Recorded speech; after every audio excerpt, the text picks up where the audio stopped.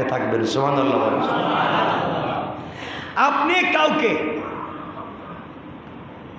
একটা সূরা মুখস্থ করাইছিলেন, একটা সূরা, এ বেচারা যতদিন এই সূরা তেলাওয়াত করবে ততদিন আপনি সওয়াব পাবেন। তিনি যদি কাউকে মুখস্থ করান, তিনি যদি কাউকে মুখস্থ করান, তিনি যদি কাউকে মুখস্থ করান, এইভাবে কিয়ামত পর্যন্ত আপনার আমলনামায় সওয়াব লেখা থাকতে থাকবে। এজন্যে সাদাকা জারিয়া হচ্ছে আপনি আপনার বাচ্চাকে হাফেজ বানাইয়া যান। সবথেকে বড় সাদকা হচ্ছে আপনি আপনার বাচ্চারে আলিম বানাইয়া যান। আপনার বাচ্চা হাফেজ হইয়া আরো 10-20টা বাচ্চারা যদি হাফেজ বানাতে পারে, ওরাও আরো 10-20 জনকে বানাবে। এভাবে কিয়ামত পর্যন্ত হাফিজের সিলসিলা জারি থাকবে, আর আপনি কবরে বসে বসে সওয়াব পেতে থাকবেন। এটাকে বলে সাদকা জারিয়া। কথা বুঝছেন নি? এখন হুজুরে আপনি একটা পাঞ্জাবি গিফট করছেন, উনি কয়েক মাস পড়ছে, সওয়াব পাইছেন, পরে ওটা ফালাই দিছে, ছিঁড়ে গেছে, এরপরে সওয়াবের আশা করেন কেন? আব্দুল আজিজ ঠিক আছে না? হাসে কেন? এর অর্থ এটা নয় যে হুজুরদেরকে দোয়া বন্ধ করে দিবেন, সওয়াবই যখন হবে না তাহলে দোয়া বাদ নাকি? না, দিবেন তো অবশ্যই দিবেন। চিন্তা করবেন আমি যে কাজগুলো করতেছি সবগুলা কাজ যেন আমার সাদাকায়ে জারিয়া হয়, ইনশাল্লাহ।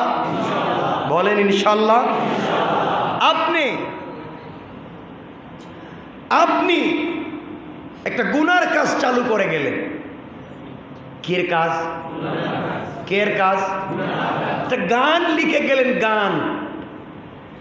কিয়ামত পর্যন্ত যত মানুষ গান শুনবে আর যেই পরিমাণ গুনাহ হবে, আপনি আপনার আমল নামায় এই পরিমাণ কিছু পাইবেন। বুঝতে পারলেন? আচ্ছা, এইটা হচ্ছে রয়্যালিটি, চলতে থাকা।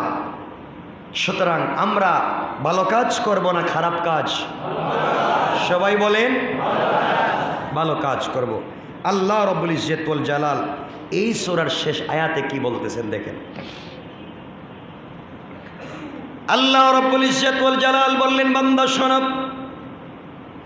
কোরআনে কারীমের 4 নম্বর পারা 3 নম্বর সূরা সূরা আলে ইমরানের 200 নম্বর আয়াতে আল্লাহ বললেন, ইয়া আইয়ুহাল্লাযীনা আমানুসবিরু ওয়াসাবিরু ওয়ারাবিতু ওয়াত্তাকুল্লাহা লাআল্লাকুম তুফলিহুন। আল্লাহ রাব্বুল ইজ্জত ওয়াল জালাল বললেন, হে ঈমানদারগণ, ধৈর্য ধারণ করো, মোকাবেলায় দৃঢ়তা অবলম্বন করো, আর আল্লাহকে ভয় করতে থাকো, যাতে তোমরা তোমাদের উদ্দেশ্য লাভে সামর্থ্য হও। আল্লাহ বুঝাতে চাইলেন, বান্দারে তুমি যদি ধৈর্য ধারণ করে, আমি রবের উপরে ধৈর্য ধারণ করে আমার দিকে তাকাইয়া থাকো, আর বিশ্বাস রাখো রব অবশ্যই আমার দিকে আজ না হয় কাল তাকাবেন। বান্দা ভুলে যাইও না, দুনিয়ার মানুষ তোমাকে ভুলে যেতে পারে, যেই বান্দা আমি আল্লাহকে ভুলে যায় না, আমি ওই বান্দাকে কিয়ামতের দিন পর্যন্ত ভুলে যাব না। সুবহানাল্লাহ বলেন। এই জন্যে আমার বন্ধুগণ, আল্লাহ রাব্বুল ইজ্জত ওয়াল জালাল বুঝাতে চাইলেন, বান্দা দুনিয়ার জমিনে চলার পথে শুধুমাত্র কেবলমাত্র কোনো সমস্যায় পড়ে গেলে আমি আল্লাহর কাছে ধৈর্য ধারণ করো। বান্দা, আমার হক যদি তোমার কাছ থেকে কিছু অপূরণ হয়ে যায়, আমি আল্লাহ পূরণ করে দেবার প্রতিশ্রুতি দিলাম। কিন্তু বান্দারে, তুমি বান্দার হক নষ্ট করতে যাইও না, কারো দিলের ভিতরে কথা বলে কষ্ট দিতে যাইও না। কাউকে যদি জবান দিয়ে কষ্ট দেন, কাউকে যদি কথা বলে আঘাত করে কষ্ট দেন, কিয়ামতের দিন কিন্তু আপনাকে বদলা দেওয়া লাগবে। আল্লাহ পাক রব্বুল ইজ্জত ওয়াল জালাল বলছেন, বান্দা তোমার কত রাকাত নামাজ কবুল হয়েছে, কয়টা সিজদা কবুল হয়েছে তুমি জানো না? আসার পথে যখন দুনিয়া থেকে বিদায় নিয়ে আসবা, বান্দারে তুমি যদি মানুষের হক ঠিক মতো আদায় করে চলে আসতে পারো, তোমার যদি মানুষের হকের ব্যাপারে 100% দৃঢ়তা থাকে, আমার বান্দার কোনো হক আমার কাছে নাই। ও বান্দা, আমি আল্লাহর হক যদি কিছু ছুটেও যায়, কথা দিলাম কবরের ভিতরে প্রশ্নের সম্মুখীন করব না, কিয়ামতের দিনে পাবলিকের সামনে অপমানিত করব না। তুমি যে আমার কাছে এই আয়াতের এই পৃষ্ঠার প্রথম আয়াতে আমার কাছে বলছিলাম, রব্বানা ওয়া আতিনা মা ওয়া'আদতানা আলা রুসুলিকা ওয়া লা তুখজিনা ইয়াউমাল কিয়ামাহ ইন্নাকা লা তুখলিফুল মিয়াদ।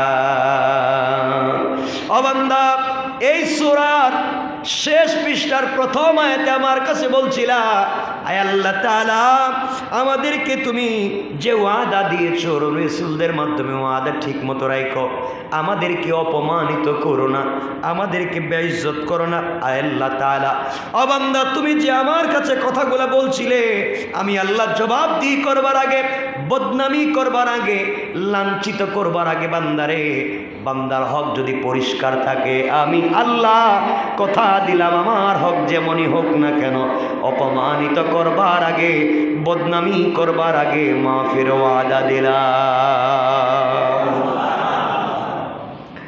এজন্য আমার ভাইরা, আমার বন্ধুগণ, চলার পথে এক নাম্বার কার হক আদায় করা লাগবে? বলেন বলেন, কার হক? বান্দার। আপনারা দেখবেন দুনিয়ার জমিনে বহুত লোক আছে দানবীর, আল্লাহর রাস্তায় দান করতে মহা কোপ দান করে। বান্দা একজনকে ঠকায় আরেকজনের জমি দখল করে আরেকজনের কাছে চাঁদাবাজি করে, ওই টাকা দিয়ে আল্লাহর রাস্তায় দান করে লাভ নাই। আল্লাহ বলছেন, বান্দা, বান্দার হক পরিষ্কার করো, আমার হক যেমন হোক না কেন। কেউ যদি বান্দার হক পরিষ্কার করে দেয়, রাসূল বলেছেন, আমার কাছে আসলে আমি তাকে হাউজে কৌসরের পানি পান করায়া দিব, যেই পানি পান করলে 5000 বৎসর চলে গেলেও আর তৃষ্ণা লাগবে না। সুবহানাল্লাহ, জোরে পড়েন। এজন্য আমার বন্ধুগণ, আজকে রাত্রে হিসাব করেন, আজকে রাত্রে হিসাব করেন, আপনার কাছে বান্দার হক আছে কি নাই? কোনোভাবে বান্দার হক আপনার কাছে আছে কি না হিসাব করে আপনি পরিষ্কার হয়ে যান। আপনার কাছে যদি কেউ পাওনা থাকে, আপনি পরিষ্কার হয়ে যান। আপনিও যদি কারো কাছে পাওনা থাকেন, আপনি পরিষ্কার হয়ে যান। আপনার কাছে কেউ পাওনা থাকলে তার দ্বারস্থ হয়ে যাও, আর আপনিও কারো কাছে পাওনা থাকলে তার দ্বারস্থ হয়ে যান।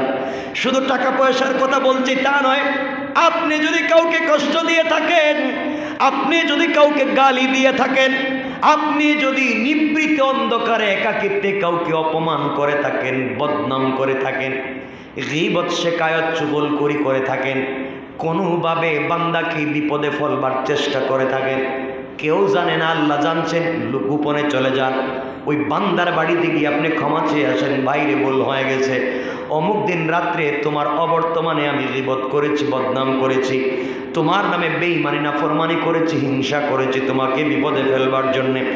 এইভাবে আল্লাহ বলেছেন, ও বান্দা, তুমি ক্ষমা চাওয়ার পরেও অনুনয় বিনয় করে, কাকুতি মিনতি করে ক্ষমা চাওয়ার পরেও যদি বান্দা ক্ষমা করে না দেয়, তোমার যায় আসে না, তোমার যায় আসে না, তুমি দায়িত্ব আদায় করেছ। তোমার পক্ষ থেকে কিয়ামতের দিন আমি আল্লাহকে জিজ্ঞাসা করব, বান্দা মাফ চাইল, মাফ করলে না কেন?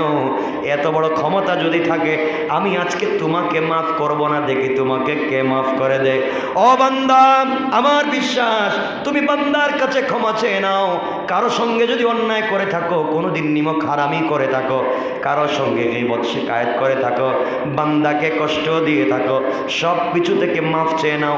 চিন্তা করে দেখো কারো সঙ্গে কোনো লেনদেন আছে কিনা, হক আছে কিনা, কাউকে কষ্ট দিয়েছেন কিনা।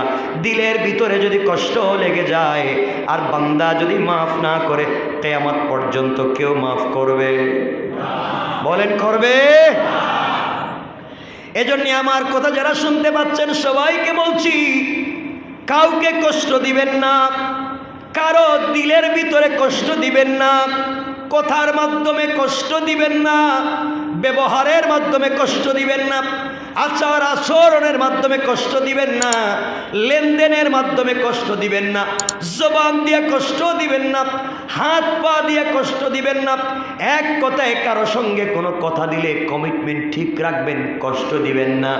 বান্দা যদি কাউকে কষ্ট দেন, সূত্র তৈরি করে কোনোভাবে যদি কষ্ট দেন, কারো সঙ্গে কথা দিয়েছিলেন দেখা করবেন, দেখা করলেন না, হারাম না হালাল পথের কথা বলছি।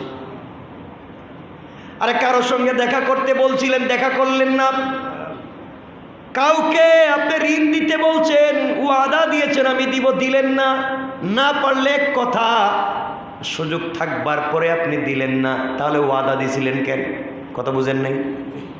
আপনার সুযোগ থাকবার পরেও যদি আপনি নাফরমানি করেন, আল্লাহ পাক বলছেন কাউকে আপনি কষ্ট দিয়েন না। আল্লাহ বুঝাতে চান বান্দারে, পুরা পৃথিবীর সবগুলো আমার ঘর যদি ভেঙে যায় আমার কষ্ট লাগে না, একটা বান্দার মন ভেঙে গেলে যতটুকু কষ্ট লাগে। সুতরাং আমরা চেষ্টা করব কোনো সময় কোনো কাজে বান্দার মনে কষ্ট দিব। বলেন দিব? 10টা হয়ে গেছে। আল্লাহ আমাদের সবাইকে কবুল